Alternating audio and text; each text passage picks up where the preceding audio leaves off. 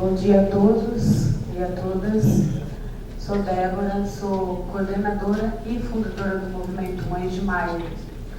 O movimento Mães de Maio surgiu na Baixada Santista após o episódio conhecido como Crime de Maio de 2006. Eu tive um filho vitimado. Na época ele tinha 29 anos, pai de uma criança de 3. E após um dia intenso de trabalho, mesmo de atestado médico, ele foi executado no final da tarde com 5 tiros. Ele não obedeceu o toque de recolher dado pela segurança do estado de São Paulo. Ele morreu no dia que São Paulo parou. Houve um toque de recolher. Esse toque de recolher não foi do crime organizado, porque na manhã do dia 15, um policial da família ligou para mim, dizendo que quem estivesse na rua era inimigo da polícia. E para mim avisar para as pessoas de bem, não para lixo, porque esse vocabulário da palavra lixo é o que ele atribui a nós, periferia, e nós negros, né? E não foi diferente naquele dia. Quando houve toque de recolher, inclusive eu fui buscar meu neto na creche, e já tinha ocorrido uma chacina na noite do Dia das Mães, no final do Dia das Mães. Eu vi meu filho chorando pela morte e os gritos daquela mãe do bobeiro. Foi muito impressionante essa cena dele chorando um dia antes do assassinato dele. Me deixou em depressão após sua morte. Meu filho foi abordado num posto policial, um posto de gasolina, por 2 viaturas. Uma da Força Tática, que é a rota lá da Baixada, e as primeiras aparências é que são policiais inofensivos, mas foi eles que não tiveram misericórdia do meu filho, mesmo ele dizendo que era um trabalhador, que ele foi sentenciado no posto de gasolina, morreu por ser ladrão. Antes dele morrer, ele foi espancado, e depois de 500 metros após a abordagem, os policiais saíram como se nada tivesse acontecido, porque eles não estavam abordando ninguém naquela época pedindo documento. Documento não interessava para eles, mas sim o armamento. Isso foi uma indagação que eles perguntaram para ele, porque meu filho, ele morreu com atestado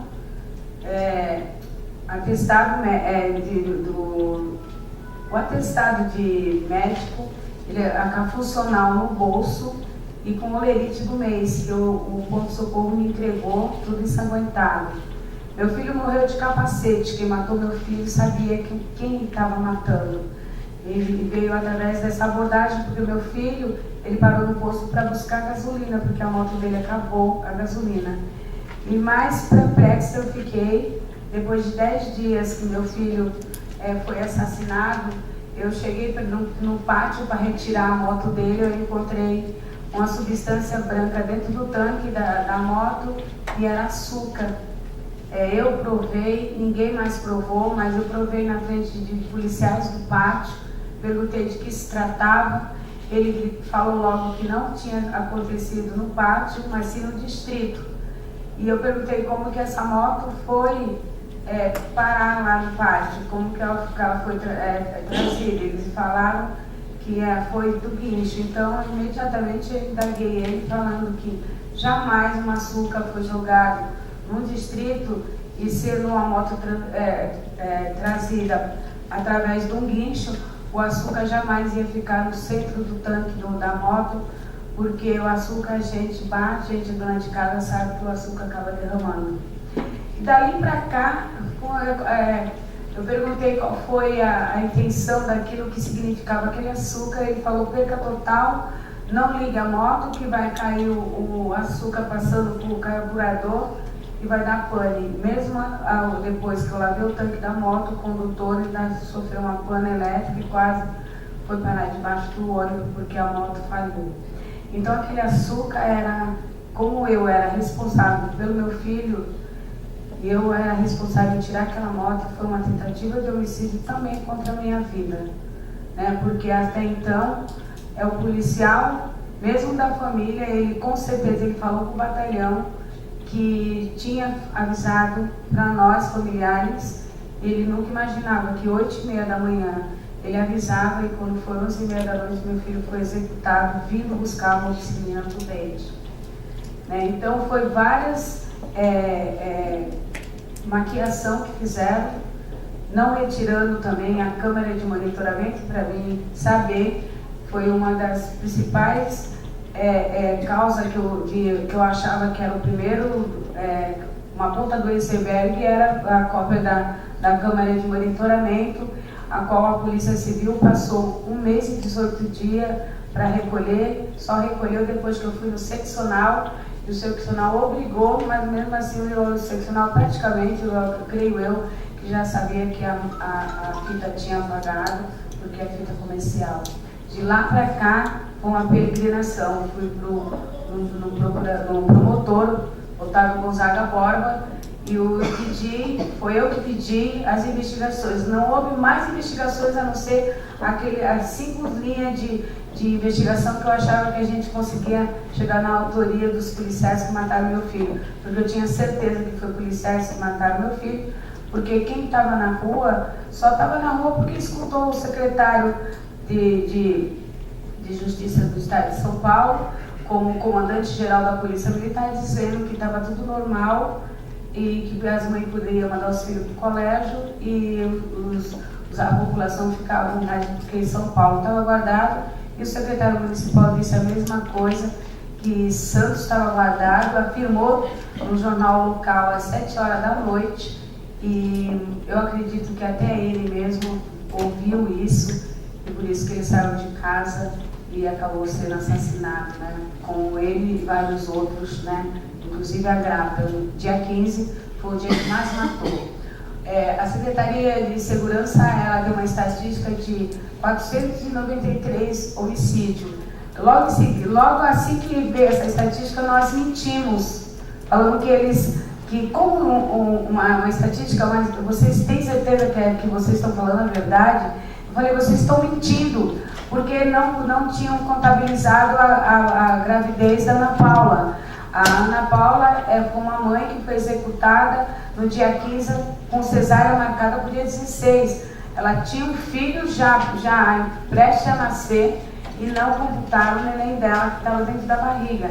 Independente de que não houve enterro separado, né? Colocaram o neném dentro da barriga mesmo e enterraram, fizeram só um enterro, mas o neném da Ana Paula não foi contabilizado. Inclusive a perícia, né? A perícia ela não respondia que a Ana Paula, qual era o sexo da Ana Paula, e nem que ela estava com o útero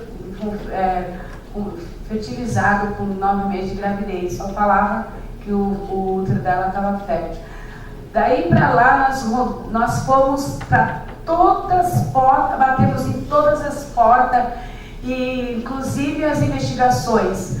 Nós conseguimos, do caso do meu filho, descobrir os 9 policiais, né? E o promotor de Santos, ele diz que o crime é individual, que ele não poderia indiciar os 9 policiais. Como? Se os 9 policiais eles estavam na operação, eles foram todos eles no local do crime, né? Os policiais estavam dando serviço na área, na região, e as abordagens foram feitas tudo em torno do local onde meu filho foi assassinado e abordado. A viatura que abordou foi a mesma que deu cobertura para a execução ou executou, e depois ela socorreu, entre aspas, porque quem toma um tiro no coração, um em cada pulmão, ele tem morte instantânea. Meu filho não precisava de ser socorrido, mas sim de uma perícia para levar a autoria do crime. Meu filho, ele foi depois de 6 anos, porque nós pedimos a preservação dos corpos, e ele foi exumado para tirar, porque rezava no exame cadavérico que ele tinha um projeto alojado na espinha cervical. Não era eu que estava pedindo para a justiça que meu filho estava com um projeto na espinha cervical e haveria necessidade de retirá-lo, porque uma peça fundamental numa investigação de execução sumária, ela estava alojada dentro do corpo do meu filho. Rezava no exame cadavérico que o ML diz que os instrumentos quebraram. Ora, meu Deus, instrumento quebrado, meu filho estava morto. Eles tinham que arrumar de qualquer jeito, já que não tinha achado o projétil em outros locais, que arrumar, pegasse, fizesse de tudo, se fosse de interesse. Mas a gente soubemos também que as perícias não foi possível, dito pelo próprio promotor Otávio Gonzaga Borba, que os policiais estavam vulneráveis. A gente sabia que os policiais estavam vulneráveis, mas mais vulnerável estava a população. A população ficou vulnerável porque o toque de recolher foi dado pela Segurança de São Paulo, a Secretaria de Segurança, para que a população não visse a carnificina humana que eles fizeram naquela noite e naquela semana de 12 a 19 de maio. A gente lutamos muito para tentar resolver essa situação, correndo atrás de prova. Essa parte desse documentário que nós mostramos, a gente tivemos com o relator da ONU, a gente tivemos denunciando o Anistia Internacional, as mães só pegou corpo, o movimento, porque nós não denunciamos o Brasil de fora para dentro. Porque mesmo assim a gente não consegue ter êxito. No dia, quando a gente viu que o inquérito da Ana Paula, a grávida, ele foi arquivado em 2006, sem nenhuma investigação. Qual era a investigação que a Polícia Civil fazia? Era a dança dos carimbos. A Polícia Civil mandava para o Ministério Público e o Ministério Público carimbava e mandava para a Polícia Civil. É volumoso o tanto de carimbo que tem o inquérito do meu filho. O da Ana Paula é poucos carimbos porque eles arquivaram logo por causa da Ana Paula. E mais bárbaro o que eles fizeram para calar a boca das mães de maio. Eles colocaram primeiro a mãe da Ana Paula forjada com tráfico de droga para tentar calar a boca do movimento. E não achando satisfeito, eles colocaram também na cadeia a Edinalva, a segunda mãe que eu procurei para formar o movimento, a qual o filho dela estava gozando de férias, de 10 dias de férias, né? Ele trabalhava de balconista numa papelaria. Quando a gente se deparamos, eu era uma dona de casa, nesse filme eu pouco sabia falar, eu tinha medo de um microfone, mas eu entrei no desafio porque eu tinha um desafio para fazer, eu tinha uma transformação para fazer. Eu via na minha cabeça e muita dor no meu coração de ver que meu filho trabalhou como cidadão de atestado médico, que é inédito isso, para defender o mísero salário mínimo. Ele trabalhava de gari, e é inaceitável que depois de uma jornada de trabalho, esse menino com 15 pontos na boca, ele ser classificado como um bandido porque não respondeu o toque de recolher dado pela Segurança Pública do Estado de São Paulo. E dali para lá a gente vimos que os modus operandi dos homicídios eram o mesmo, era moto, carro preto, carro prata, sempre com encapuçados. E a gente recorreu a tudo que é instância. E quando a gente viu que não tinha mais jeito, que todos os inquéritos foram arquivados, e o Ministério Público de Santos, ele reclamou com a Defensoria Pública de ter passado a cópia dos inquéritos para nós, depois de mais de 10 meses do arquivamento, para poder a gente não ter possibilidade de chegar pleitear na Suprema Corte Interamericana, que tem um prazo, né, a não ser que é fatos novos, para ter um prazo. Ele segurou, porque foi orquestrado, porque com 5 anos desses crimes de maio, a Universidade de Harvard, ela apresenta um relatório, teve uma conjuntura muito grande aqui no estado de São Paulo, com órgãos de direitos humanos, e ela apresentou esse relatório. E foi uma surpresa para nós, quando nós se deparamos com mais de 58 carimbos no dia 25 de maio, logo após os ataques, o Fórum do Ministério Público da Capital parabenizando a eficiência da polícia por restabelecer a ordem, matando nossos filhos. Matando mais de 600 pessoas. O relatório de Rapto ele mostra isso abertamente. Porque nós temos famílias procurando os filhos desaparecidos, que no começo, antes do CRM ele entrar na luta para poder pedir o exame toxicológico desses meninos que estavam sendo enterrados nas valas clandestinas, no começo, eles ainda conseguiram enterrar várias pessoas. E a luta das Mães de Maio é uma luta justa, porque eu enterrei meu filho. Eu tenho uma irmã desaparecida, eu sou irmã do Amarildo. Meu irmão foi vítima do Esquadrão da Morte, de 80, meu irmão foi vítima da ditadura. O corpo do meu irmão nunca apareceu, porque naquela época eles cortavam a barriga e jogavam os meninos na maré. E meu irmão também foi nessa leva. E a gente tinha essa situação dentro da família. Então, quando a gente se depara com um filho também, e vendo que eu vi minha mãe se acabar sentada no sofá, e depois eu achava que eu também ia nessa mesma situação, eu tive que reagir. E essa reação é reação de pedir união. A gente não podemos admitir que os laudos falsos da ditadura seja a resistência seguida de morte do presente. São 54 casos nos crimes de maio que os meninos, eles têm tiro na mão, se defendendo, eles têm tiro na nuca de curta distância. A gente se deparando com vários exames cadavéricos nessa situação. E nós só foi possível, as Mães de Maio, enterrar, eu, pessoalmente, enterrar meu filho, graças ao CRM. Porque o CRM, o doutor Henrique Gonçalves, ele era presidente do CRM na época, quando ele foi no ML Central, ele disse que viu corpos empilhados de 10 de alto. Parece pior do que uma guerra do Iraque. Essa foi as palavras dele. Inclusive no ML. No ML, a minha filha, quando foi fazer o reconhecimento do meu filho, eles não deixaram ela entrar, porque a grávida estava com a barriga aberta com o neném dentro da barriga. Né? Então eles reconheceram meu filho pela carteira de habilitação dele. Esse massacre foi um massacre que a maioria dos casos eles foram arquivados por falta de testemunha. Onde está nosso judiciário, que já chegou a hora da reforma? Temos que pedir a reforma do judiciário. Não é possível que lavagem de dinheiro, a Polícia Federal ela trabalha exemplarmente. Ela emplaca prisões que não precisa de testemunha, com gravações.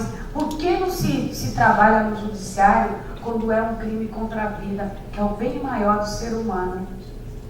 Se precisa de testemunha, por que o judiciário no século XXI ele não se adequou à tecnologia? É um judiciário ultrapassado, que é um sistema que foi feito para não funcionar para nós, pobre e periférico. E nós clamamos pela reforma do judiciário, mas a gente clamamos muito mais que a gente precisa da desmilitarização das polícias. A desmilitarização da polícia é necessário, é um grito periférico a qual nós somos o alvo. O pobre preto periférico é o alvo, porque não se matou no Morumbi, não se matou no Gonzaga, lá em Santos, na região da Praiana, se matou na periferia, onde os pobres e os negros, eles não têm acesso à justiça. Eles nunca vão ter, porque nós não somos reconhecidos. Há uma faxina étnica, assim, da limpeza da pobreza. E nós não podemos pagar por ser pobre, jamais. Eu não posso admitir que eu sou uma cidadã que paga meus impostos lá em Santos, muito caro, para alimentar os agós dos nossos filhos, para alimentar um governo fascista como nós temos no estado de São Paulo, que dá as costas, até o dia de hoje, não fez uma agenda com o movimento Mãe de Maio por uma resposta. Nós exigimos uma resposta do Estado. Quem matou nossos filhos tem nome, sobrenome, residência fixa e local de trabalho. Por que alimentar um mar de sangue que jorra das periferias e todo mundo calado? A gente pagamos por uma guerra que não é nossa. Uma guerra, os crimes de maio foi uma guerra de achaque. achar caro familiares de preso e houve a revolta. Isso é inaceitável. Isso foi provado. Senão o governador não trocava a cúpula da polícia, da Secretaria de Segurança Pública, porque ali que estava toda a mazela da segurança pública. Eles colocaram Augusto Pena na cadeia. Eles trocaram Lauro Malheiro. Eles trocaram o Mazagão. Mas eles não trocaram o extermínio pela luta dos direitos fundamentais, que é a vida. E aonde a gente tem uma polícia violenta, a gente tem uma sociedade violenta. Se a gente desmilitarizar a polícia, as polícias, quando a gente fala as polícias, porque a civil também é militarizada. Porque quando a polícia militar, ela mata, ela chega no distrito, ela fala arquiva, sem direito a investigações. Eles não podem investigar. E muitos deles que investigam ainda sofrem com a sua vida.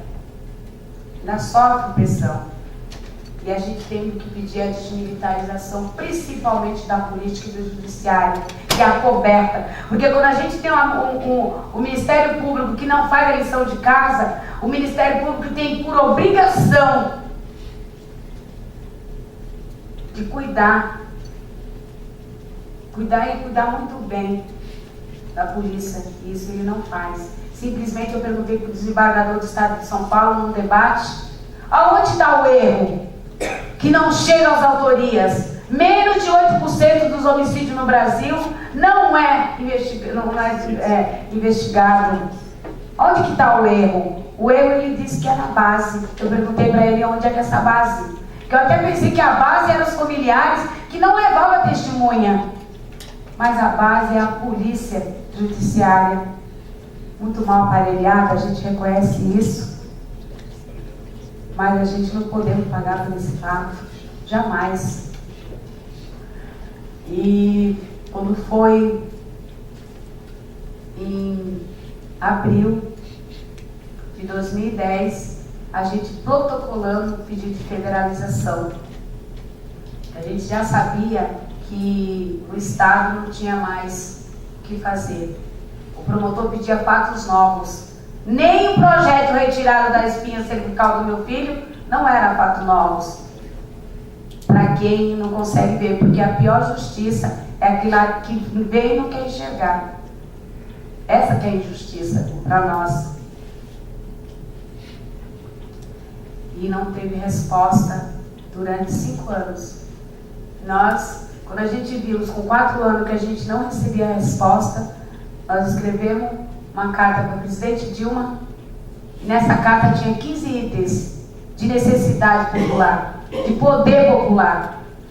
E um desses itens era a Comissão da Verdade da Democracia. Porque a gente não podia ficar só assistindo que a ditadura acabou, ela sendo muito perversa no nosso dia, né? Uma falsa democratização do nosso país, a qual a gente enxergando uma polícia militarizada. Ou como que a gente pode falar que nós vivemos num país democrático com a polícia militarizada, com esse respaldo da ditadura? Se ele está aí, então ela não acabou. Então nós temos que lutar para acabar. E o único meio da gente acabar é se unir. Unir forças, porque mãe é união. Então nós começamos a debater a desmilitarização da polícia. E da justiça e da política. Porque nós não podemos aceitar também que nós temos uma polícia no estado de São Paulo partidária. A polícia ela tem que ter autonomia. A polícia ela não pode ser servir de que os mandatários eles dê ordem e eles aceitam, eles sejam os pitbull do governo. É inaceitável isso. Porque eu não admito ter pagado a bala que eu matei meu filho. Eu paguei a bala que eu matei meu filho, eu sou cidadã. Enquanto ninguém via se discutir segurança pública, era bem pouco, e quase ninguém aparecia na discussão. Muitas vezes as mães, elas estavam em auditório completamente vazio. ninguém queria discutir segurança pública. Só foram começar a discutir segurança pública no país depois das manifestações de julho. Porque a burguesia também sentiu o peso dessa polícia que os protege, entre aspas. Porque a bala que jogaram de borracha no asfalto são as mesmas de verdade que jogam nas periferias. Só que a nossa é de aço e ela mata. E não tivemos resposta. Não tivemos uma resposta. A gente fizemos uma audiência pública na Câmara dos Deputados Federal, no Senado Federal, e provocamos a CPI. A CPI está aí, foi aprovada no dia 12 do mês passado.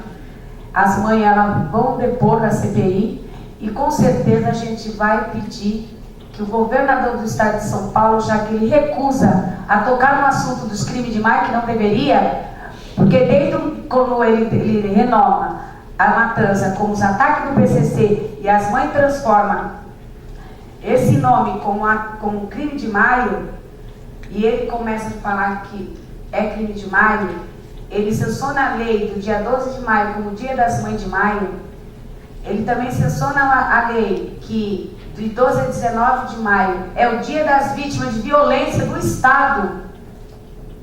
E se tem Mãe de Maio, tem as vítimas. E a gente querendo saber quem são os causadores. Porque para nós não interessa a gente apontar aquele, ou esse ou aquele agente. A gente colocamos o Estado no banco do resto para responder. E a gente precisamos saber da história que não foi contada. E com certeza, com os depoimentos da Comissão da Verdade, que já está sendo colhido, e com os peritos forenses, que nós já estamos junto com eles aqui para acompanhar as balas clandestinas que desaparecem, os corpos com 3 anos, e Santos, graças a Deus, os corpos estão preservados, foi perpetuado, né, em dia 5 de dezembro de 2013, a gente tem 11 corpos perpetuados, ninguém viola os túmulos dos nossos filhos, mas a gente não conseguiu almejar isso aqui em São Paulo, porque a lei orgânica é de 3 anos, né? O único local que é 5 anos é em Santos, graças a uma lei da deputada Thelma de Souza que fez, e a gente conseguiu perpetuar, e aqui em São Paulo não conseguiu.